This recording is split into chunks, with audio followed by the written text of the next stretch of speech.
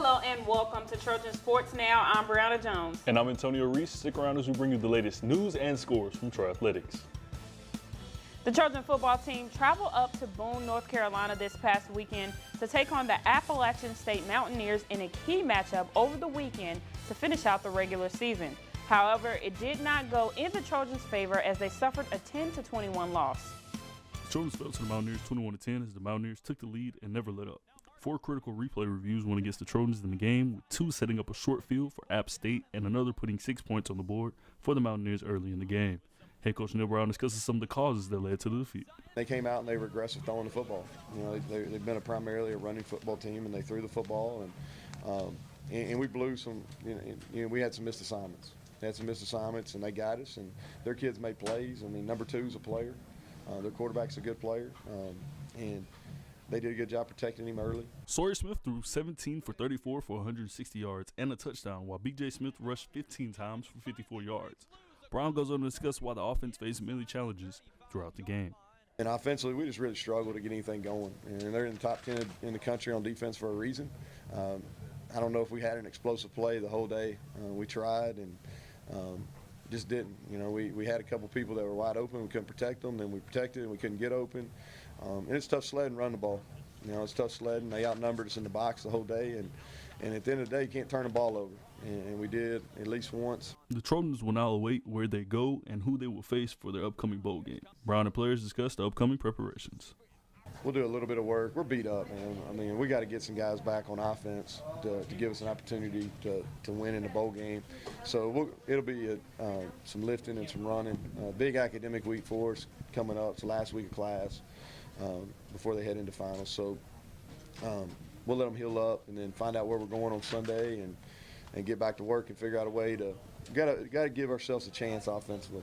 You know, that's basically what it boiled down to. We give ourselves a chance, had the big turnover, but we got to go back to the drawing board and figure it out.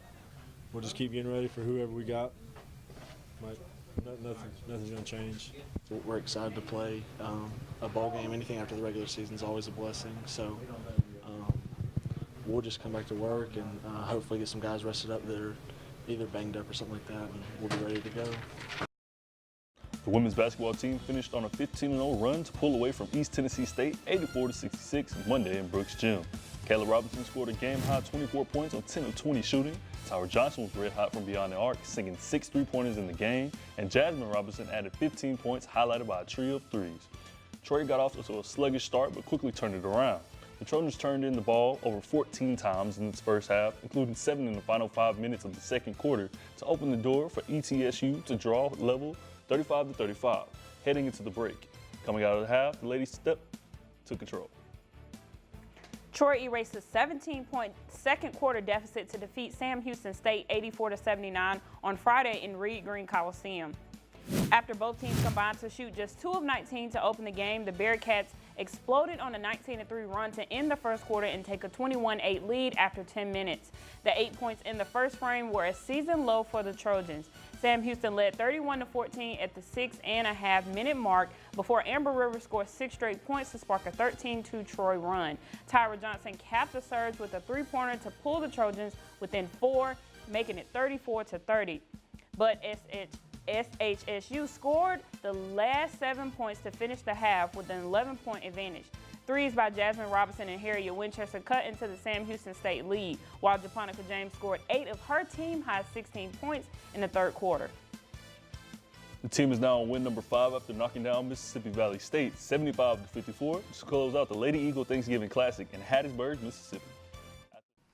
Well, we were in the Southern Miss Tournament in Hattiesburg over the Thanksgiving holidays. It was a great Thanksgiving. We won both games. Most of all, we learned a lot, though. We got a lot better at some things and identified some things we need to come back home and work on. Well, both of the teams in the Southern Miss Tournament were dribble drive teams, and we thought we were a lot further along on defense than we are. We got exposed a little bit. We had to sink back into a zone during both of those games. So we have been working on guarding, on-ball guarding, and then finishing with a rebound. And so we hope that this next game and these next few games shows the most progress in those areas. After the Devilettes scored the opening basket of the second quarter, Troy scored 23 of the next 27 points, scampering to a 38-27 advantage. The Trojans allowed just 4 field goals in the frame and took a 44-33 into the locker room. Head coach Shanda Wrigley recaps the trip to Mississippi. Mobile native and junior forward Japonica James was named MVP of the Southern Mississippi Lady Eagle Classic. James averaged 16.5 points and 7 rebounds in Troy's win over Sam Houston State and Mississippi Valley State. Head coach Shanda Rigby on her performance. I do want to mention that Japonica James from Mobile, Alabama, was most valuable player in the Southern Miss tournament. So she's a newcomer to us this year. We hope fans will come out and watch her. She was a force to be reckoned with, not only running the floor and scoring in the fast break, but in the post position. And again, there were a lot of great players in that tournament, and she was voted by all the coaches as the most valuable player. Sophomore Javen Johnson scored 15 points in the second half, helping Troy earn a hard-fought 82-77 victory over Central Arkansas on Sunday afternoon in Trojan Arena. The Trojans went into the halftime with a 43-34 lead, but the Bears would not let up as they quickly took the lead less than 4 minutes into the second half. Johnson finished the night with a career-high 20 points, knocking down 3 three-pointers and grabbing 2 rebounds. Senior Jordan Bernardo posted his third 20-point game this season, dropping 21 points to go along with 8 rebounds, a pair of assists, and 2 blocks. Central Arkansas opened the second half on a 13-0 run over 3 minutes and 48 seconds to take a 47-43 lead, which would grow to 9 points, 59-50. With 9 minutes left, Johnson scored 10 of Troy's next 14 points to bring the game within 1, 64-65.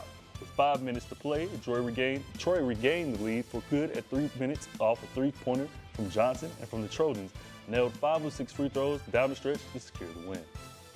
With that win over UCA, they have finally caught a winning streak as they defeated North Alabama 77-58 in their last game, which was also in Trojan territory. Troy saw senior B.J. Miller grab a career high of 18 points and a career high of 3-pointers as he went perfect from behind the arc.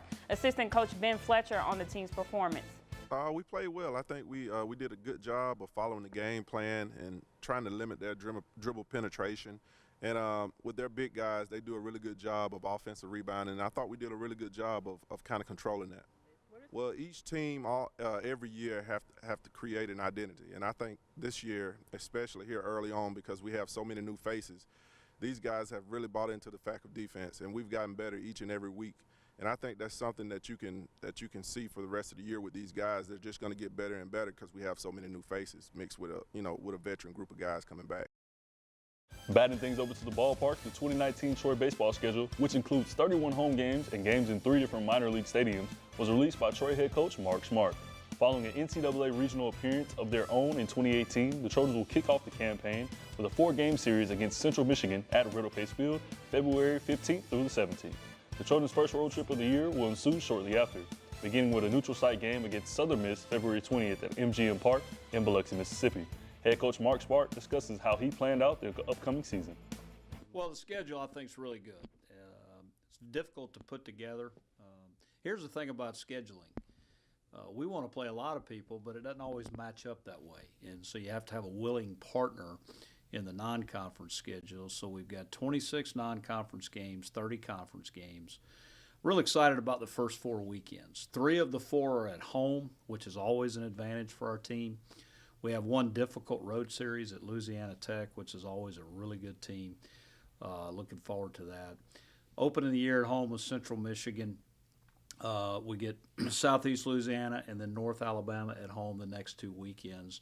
All that to get ready for the conference season that starts the following week. The Trojan softball team wrapped up its fall schedule with a 6-0 record that included wins over Florida State and Mississippi State. The Trojan roster includes a strong group of 6 seniors, which are Stephanie Snyder, Taylor Corbett, Claire Graves, Kaylee Hussey, Peyton Glover, and Madeline Porter. The seniors led an impressive group of underclassmen, which includes 6 freshmen. In their only road game, Troy took on the defending national champions, the Florida State Seminoles. Troy toppled the Seminoles in a 10-inning game, 6-1. The Trojans' pitching and defense came up strong all fall, allowing just 7 runs across 6 games. Troy's stick made strides, outscoring all opponents 42-7 and outscoring Power 5 opponents 9-3. Still to come on Trojan Sports Now, we'll have a preview of the men's basketball team's matchup against Austin Peay. But first, Briana sits down with the men's basketball team power forward Jordan Bernardo. Stick around for more Trojan Sports Now.